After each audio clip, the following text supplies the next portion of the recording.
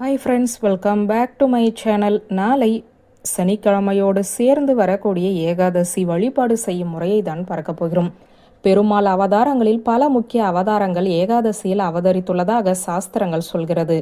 ஏகாதசியில் விரதம் இருந்து பெருமாளை வழிபடுபவர்களுக்கு செல்வாதி செல்வங்கள் அத்தனையும் இல்லம் தேடி வரும் என்பது பக்தர்களுடைய நம்பிக்கையாக இருந்து வருகிறது. விரதங்களிலேயே முக்கிய விரதமாக கருதப்படும் மாத ஏகாதசி என்று வழிபடும் முறையை பற்றிய தகவலை தான் இப்போது பார்க்க போகிறோம். மாதம் இருமுறை வரக்கூடிய ஏகாதசி திதியில் பெருமாளை நினைத்து விரதம் இருந்து வர வேண்டும். வருடத்திற்கு 25 ஏகாதசி திதிகள் வரும். இந்த 25 நாட்களும் புண்ணிய காலம் என்பார்கள். மார்கழியில் வரக்கூடிய ஏகாதசி வைகுண்ட ஏகாதசி என்று வெகு விமர்சையாக கொண்டாடப்படும்.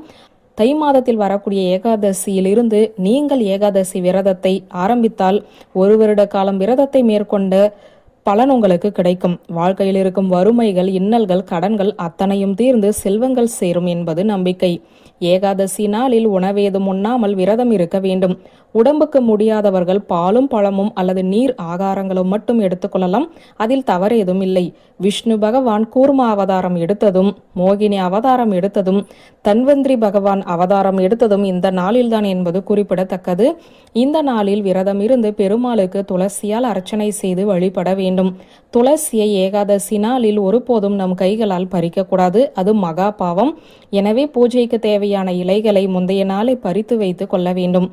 ஏகாதசி நாளில் கோவிலில் கொடுக்கும் பிரசாதத்தை கூட எடுத்துக்கொள்ளக்கூடாது. தாய் தந்தையருக்கு அன்றைய நாள் இறந்த திதி வருமாயின் சிரார்த்தம், தர்ப்பணம் போன்றவற்றை செய்யக்கூடாது. மறுநாள் துவாதசி என்று அதை நிறைவேற்ற வேண்டும்.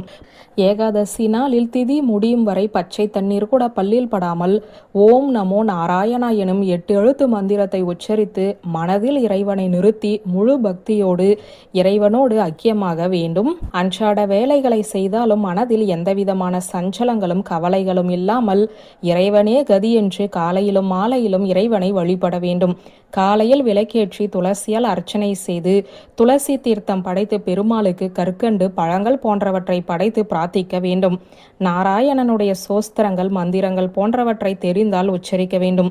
108 முறை தியான நிலையில் அமர்ந்து திருநாம மந்திரத்தை ஓம் நமோ நாராயணா என்று உச்சரித்தால் மனம் ஒருமுகப்படும். இதுபோல மாலை வேளையிலும் பூஜை செய்ய வேண்டும். ஒவ்வொரு ஏகாதசி திதியிலும் இதுபோல விரதம் இருந்து வீட்டில் பூஜை செய்து பின்னர் மாலை வேளையில் கோவிலுக்கு சென்று நாராயணனை தரிசனம் செய்துவிட்டு வர வேண்டும். திதி முடிந்த பிறகு விரதத்தை முடிக்கலாம். தொடர்ந்து 1 வருடம் இப்படி ஏகாதசி விரதம் இருந்து பாருங்கள், சகல சௌபாக்கியங்களும் உண்டாகும். வியூவர்ஸ், இந்த வீடியோ உங்களுக்கு பிடித்திருந்தால் லைக், கமெண்ட், ஷேர் பண்ணுங்க. நன்றி.